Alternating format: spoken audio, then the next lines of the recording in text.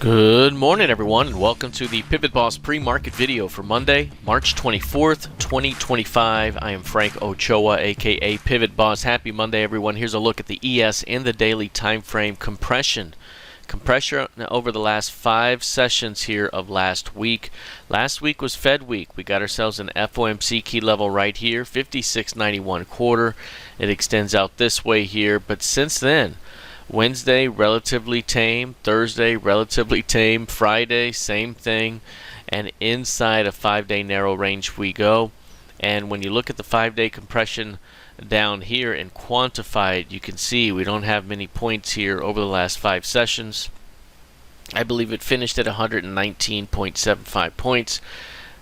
But for the next 5 days here, we could be looking at something closer to 250 or perhaps even higher into 300 points of range over the course of the week, especially as we are beginning here with a Sunday night gap up.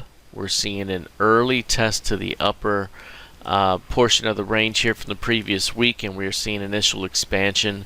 Very bullish, unidirectional, pre-market trend right now. VWAP trending up in a very bullish way. This looks like a very strong developing breakout right now from the 5-day compression. From today's low so far, the low of 57.39, we could be looking at 250 points to the upside.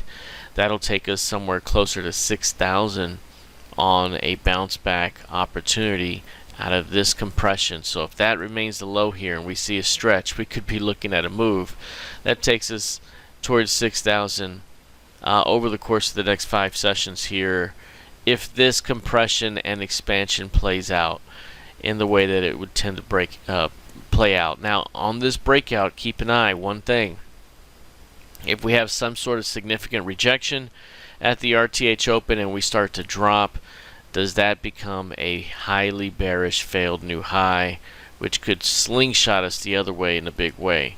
I don't believe that's going to happen here as of right now. Things look very bullish, unidirectional, holding these gains as of right now, but got to keep an eye on the previous highs here from the previous week.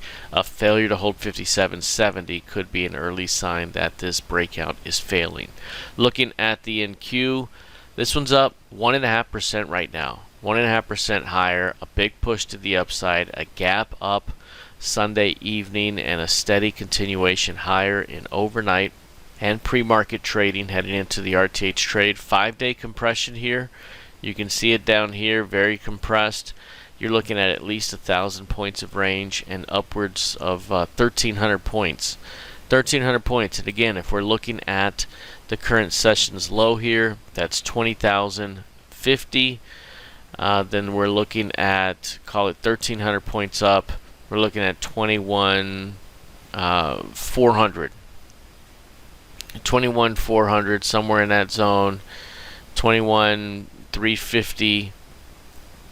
That could easily be in play, and that's taking you right back to the previous year's close price. So again, ES and NQ both have enough compression here that could get us back to break even if this were going to be a highly elongated week. Now, we did finish last week in our trading room talking about that compression here. Not only do we have 5-day compression, but we have 10-day compression on many other markets and upwards of a month of compression in some things. So 5-10-day compressions are big. A lot of energy right now, especially after last week's pent-up move here. We could be looking at a lot of that early expansion leading to a highly directional week. So right now, early upside break. Again, keep an eye on the previous week's high. A failure to hold 20,167 would open up a failure scenario. All right, looking here at crude oil. Now, crude up 0.5% right now, still stuck in the range. This is one of those that's been in a nearly a one month long range. Compressed sideways, holding the previous year's low as of right now, 65.27. Previous year's low in play. Double bottom at that level. Tested that zone here late last year. Right here, and we're still holding it. Still in a downward trend, but still holding that level. We're at the point here where you either going to break that trend to the upside, or you got to get one more test to see what that level's made of here. But a lot of energy here built up. If it's not the low, we're very close to the low.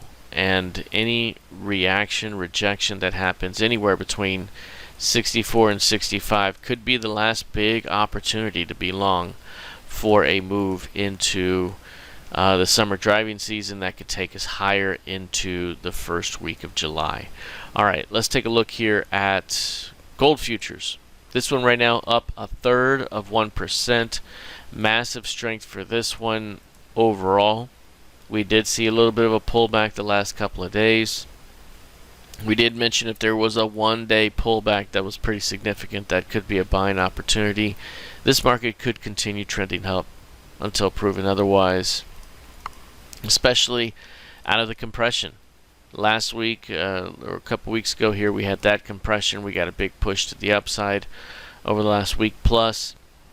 This larger range also seeing expansion. We could be looking at multiple weeks of strength to the upside here as this market approaches 3,100.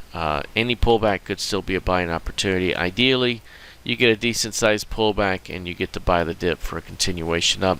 Short term intraday right now, very, very tight range, 50% of ADR, 19 points of range. We could be looking at further compression here. Upward bias still overall, but the short term trend, very, very short term trend right now down, but clearly the overall bias is still up. So any pullback that still happens could be a great buying opportunity. Let's take a look here at the YM. YM up a 1% right now. Gap up Sunday evening, a test at through the previous week's high price. Nice compression, failed new low. All of these markets now trading through Wednesday's FOMC key level. Again, Friday in our trading room, first time I mentioned that this could be quite bullish here. Very, very bullish heading into next week, and this is the first time we've kind of thought that in a while, as we've had very, very bearish spidey sense here going into that recent decline. And right now we're seeing a pretty decent little reaction here. Nice failed new low, a sharp 2-day bounce. Didn't look like a strong low, but it was a really good elastic snapback type of move. And now we're seeing a push through the recent highs here with a pretty nice block bar developing here early today at least. This type of move right there again could elongate throughout the week if it can stay in a breakout phase here out of that 5-day compression. You're looking at somewhere between 1,700 and 2,100 points of range. That's a lot of range here over the course of the week. Even if we just get 1,700, that's huge, and we could be forecasting from today's low 42,400, forecast higher 2,000 points.